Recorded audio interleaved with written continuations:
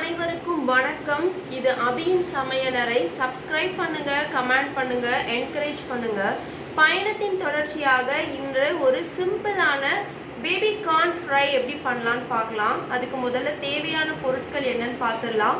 இந்த baby corn 2 packet clean பண்ணி இந்த மாதிரி சர்க்கிளாக கட் பண்ணி வச்சுருக்கேன்.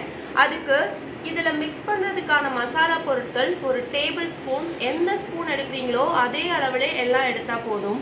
அதுக்கு முதல்ல 2 ஸ்பூன் கடலை மாவு, 1 ஸ்பூன் அரிசி மாவு, 1 ஸ்பூன் கார்ன்ஃப்ளவர் மாவு, 1 ஸ்பூன் சில்லி பவுடர் அதாவது தனி மிளகாய் தூள், ஒரு அரை ஸ்பூன் மிளகுத்தூள்.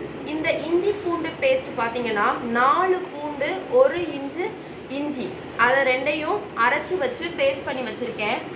அரை எலுமிச்சம்பழம், 1 சில்லி, 2 கொத்து கருவேப்பிலை.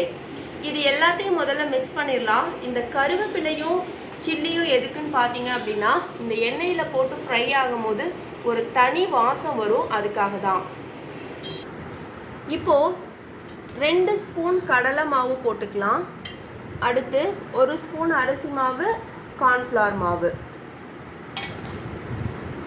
1 ஸ்பூன் சில்லி பவுடர், அரை ஸ்பூன் மிளகுத்தூள்,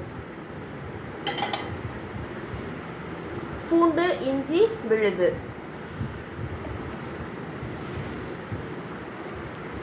கருவேப்பிலை, சில்லி,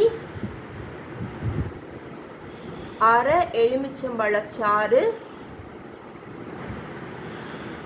தேவையான அளவு உப்பு. உப்பு தன்னோட தேவைக்கும் காரம் தன்னோட தேவைக்கும் போட்டுக்கோங்க.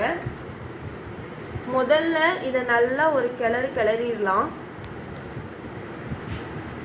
இப்போ இதில் கொஞ்சம் கொஞ்சமாக தண்ணி ஊற்றி ஒரு பேஸ்ட் ஃபார்முக்கு கொண்டு வந்துடுவோம்.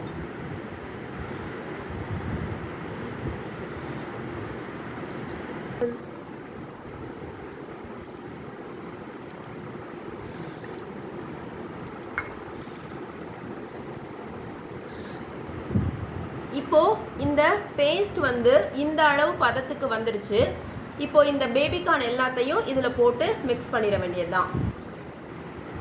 பேபிகார்ன் எல்லாத்தையும் போட்டாச்சு. இது எல்லாமே ஒரே மாதிரி எல்லாத்துலேயும் படுற மாதிரி நம்ம மிக்ஸ் பண்ணிக்குவோம். இப்போது மிக்ஸ் பண்ணும் போது சில நேரம் ரொம்ப ட்ரையாக இருக்குன்னு நம்ம ஃபீல் பண்ணோன்னா லைட்டாக தண்ணி தெளிச்சிக்கலாங்க, அது ஒன்றும் பிரச்சனை கிடையாது. இப்போது இந்த பதம் கரெக்டாகவே இருக்குது, அதனால் கரெக்டாக இது ஃபுல்லாக எல்லாத்துலேயும் ஒட்டிடும். கரெக்டாக இது எல்லா இதுலேயும் ஸ்ப்ரெட் ஆகிடுச்சு. இது பார்த்தீங்க அப்படின்னா நீங்கள் முத நாள் ஈவினிங்கே செஞ்சு வச்சுட்டு காலையில் லஞ்ச் பாக்ஸ்க்கு கொடுத்து விடலாம். இப்போது உடனே நம்ம செய்யணும் அப்படின்னா இதை கிளறி மூடி போட்டு ஒரு 10 நிமிஷம் மட்டும் ஊற விட்டால் போதும். இப்போது எனக்கு ஒரு 10 மினிட்ஸ் ஆயிடுச்சு. இப்போ பொரிக்க ஆரம்பிச்சிடலாம். நான் பார்த்தீங்கன்னா இது பொரிக்கிறதுக்கு கடலெண்ணெய் தான் யூஸ் பண்ணியிருக்கேன். நான் அதிகமான எண்ணெய் யூஸ் பண்ண மாட்டேங்க. நான் ஒரு 50 ml தான் யூஸ் பண்ணியிருக்கேன். ஏன்னா எப்போதுமே டீப் ஃப்ரை பண்ணுற ஆயிலை நம்ம மறுபடியும் பயன்படுத்த மாட்டோம் இல்லையா, ஸோ வேஸ்ட் ஆகிடுங்கிறதுக்காக நான் கம்மியான எண்ணெய் ஊற்றி இதிலே பொதுவாக எல்லாத்தையும் பொரிச்சு எடுத்துருவேன். இப்போ நம்ம இது பொரிக்க ஆரம்பிச்சிடலாம்.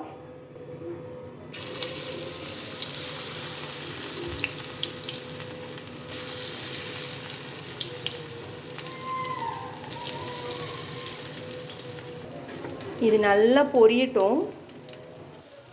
பார்த்தீங்களா, இந்த அளவுக்கு நல்ல கிறிஸ்பியாக பொரிச்சாச்சு.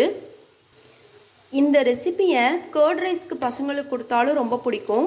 ஸ்நாக்காக கொடுத்தீங்கன்னா கூட அவங்களும் விரும்பி சாப்பிடுவாங்க. இப்போ இதை பிளேட்டில் எப்படி சர்வ் பண்ணுறேன்னு பாருங்கள். பார்த்தீங்களா, பார்க்குறதுக்கே எவ்வளோ கிறிஸ்பியாக இருக்குது. இது பொதுவாகவே குழந்தைங்க ரொம்ப விரும்பி சாப்பிடுவாங்க. நீங்கள் ஒரு தடவை செஞ்சு பார்த்து அவங்களுக்கு கொடுத்துட்டு அவங்க என்ன கமெண்ட் பண்ணுறாங்கங்கிறத எனக்கு கமெண்ட் பாக்ஸில் சொல்லுங்கள். தோழமைகளே, அடுத்து ஒரு அழகான சிம்பிளான ரெசிபியோடு நான் மறுபடியும் உங்களை சந்திக்கணும்னு விருப்பப்படுறேன். அது வரைக்கும் நன்றி, வணக்கம்.